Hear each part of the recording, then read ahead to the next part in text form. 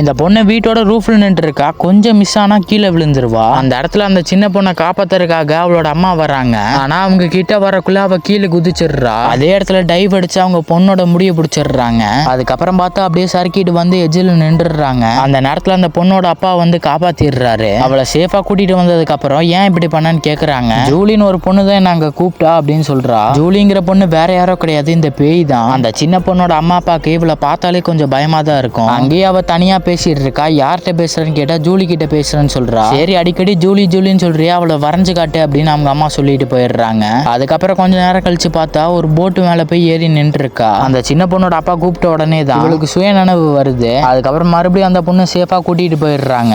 இந்த முறை அந்த பொண்ணோட அப்பா இப்படியே விட்டா சரி வராதுன்னு அந்த டோரை நல்லா லாக் பண்ணி விட்டுறாரு. நடுராத்திரி முழிச்சு பாக்குறாரு. பார்த்தா இவரு பூட்டி வச்ச கதவு திறந்து இருக்கும். உடனே அவசர அவசரமா அந்த இடத்துக்கு ஓடி போய் பாக்குறாரு. பார்த்தா இவங்களோட நாய் தான் அங்க இருக்கும்.